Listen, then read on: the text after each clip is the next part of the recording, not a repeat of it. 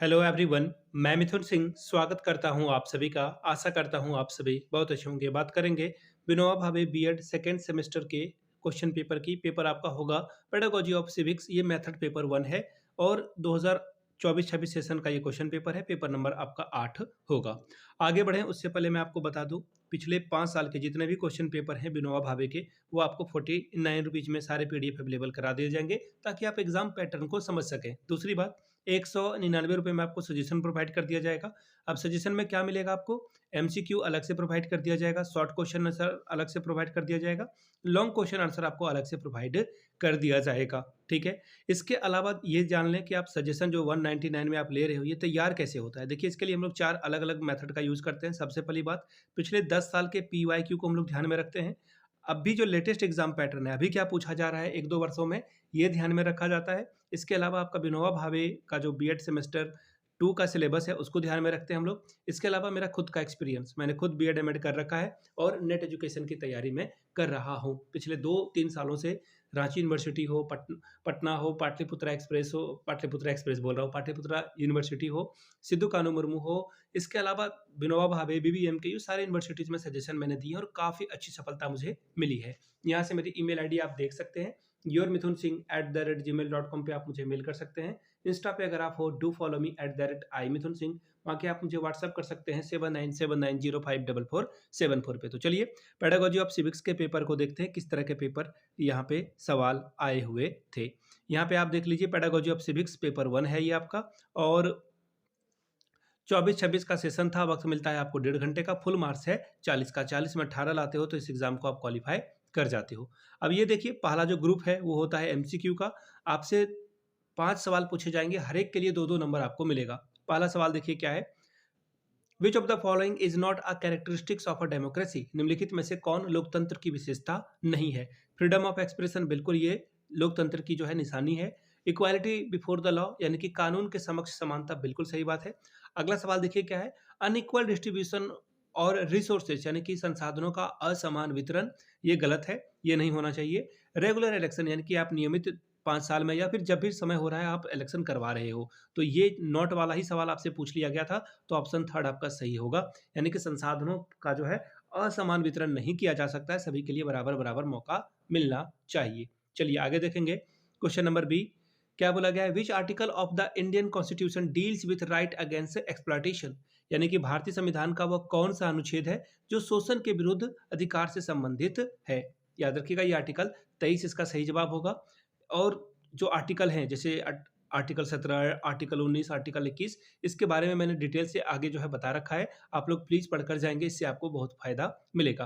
Question number C, what is directive principle of a state policy, a law passed by the parliament. संसद के द्वारा पारित कानून के बारे में क्या ये नीति निर्देशक तत्व है? अगला है, फ्रॉम अ लोकल गवर्नमेंट, स्थानीय शासन का एक रूप है ये, या फिर यह एक गाइडलाइन है सरकार को for create social and economic policy, यानी कि एक सामाजिक और आर्थिक नीति बनाने के लिए सरकार के लिए एक दिशा निर्देश है। मेरे हिसाब से ये आंसर सबसे बेहतर है।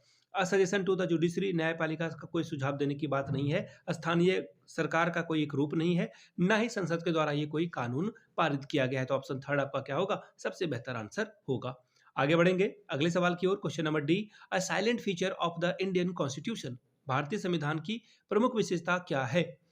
केवल, मैंने आपको बता रखा है कि जहां भी केवल दिखे उससे बच के रहिएगा। ठीक है, जहां केवल दिखे उसको आप सही नहीं मान सकते हैं। ठीक है, क्या बोला गया, only focuses on economic policies and regulation.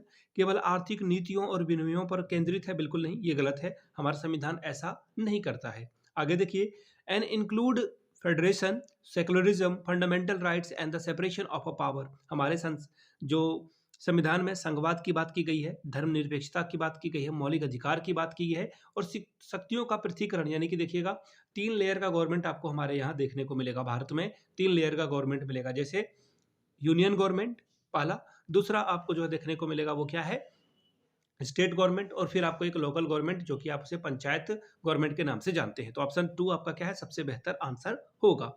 आगे देखेंगे, अब देखिए राजशाही की बात और मोनार्की या फिर एटोक्रेसी की बात नहीं आएगी ना, ये कट जाएगा। इसके पास कोई फीचर ही नहीं है, बताओ कैसी नई बात है, ये गलत हो जाएगा।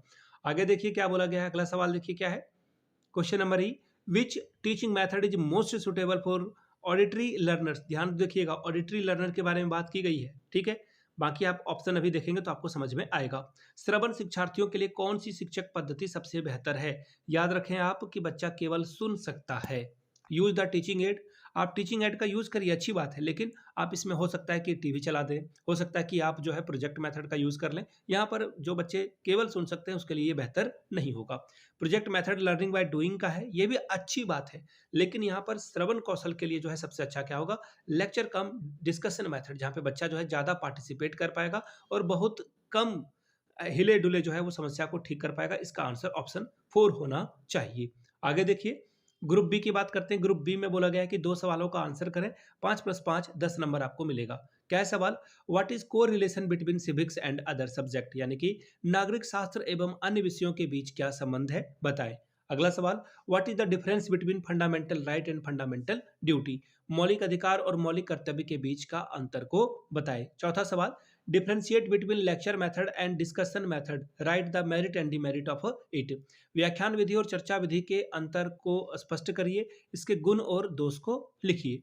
पांचवा सवाल, explain the nature and scope of a civics teaching, नागरिक शास्त्र शिक्षण की प्रकृति और दायरे का वर्णन करें, व्याख्या करें। बात करेंगे ग्रुप सी की, लॉन्ग टाइप के सवाल हैं, 2 सवाल आपको करने हैं, 10 + 10 20 नंबर आपको यहां से मिलेगा। क्वेश्चन नंबर छठा, what is social development, write some of the common social issue and concern, सामाजिक विकास क्या है, कुछ सामान्य सामाजिक मुद्दों पर चर्चा के बारे में, चिंता के बारे में बात करें। सातवां सवाल, what are the salient feature of a constitution, elaborate, संविधान की प्रमुख विशेषताएं क्या है, इसका विस्तार से वर्णन करें। एक ऑप्शन तो आप वहां से काट देते हो, ऊपर वाला एमसीक्यू की कोई विशेषता ही नहीं। यहाँ पे देखिए मुख्य विशेषता के बारे में बात कर रहा है। देखिए क्वेश्चन पढ़ोगे पूरा ना, तो कुछ ना कुछ आइडिया आपको एमसीक्यू के लिए या कहीं के लिए कुछ जरूर मिल जाएगा। अगला सवाल देखिए क्या है, what What is it important to study civics? Write the role of a textbook of a civics. नागरिक शास्त्र का अध्ययन क्यों महत्वपूर्ण है? नागरिक शास्त्र की पाठ्य पुस्तकों की भूमिका को लिखें। नौवां सवाल, What is the difference between problem solving method and project method? Explain. समस्या समाधान विधि और प्रोजेक्ट विधि में क्या अंतर है, इसके बारे में आप अंतर स्पष्ट करके बताएंगे। तो ये था पेडागोजी ऑफ सिविक्स का पेपर 2024-26 का। फिर से एक बार बता दो, पिछले 5 साल के जितने भी क्वेश्चन पेपर हैं विनोबा भावे के बीएड सेकंड सेमेस्टर के, वो आपको 49 रुपये में प्रोवाइड कर दिए जाएंगे। दूसरी बात, 199 रुपये में सजेशन मिलेगा, जिसमें PYQ आपको फ्री ऑफ कॉस्ट और short question answer, long question answer और MCQ अलग से प्रोवाइड कर दिया जाएगा। यहाँ से मेरी ईमेल आईडी आप देख लें, yourmithunsingh@gmail.com पे आप मुझे मेल कर सकते हैं।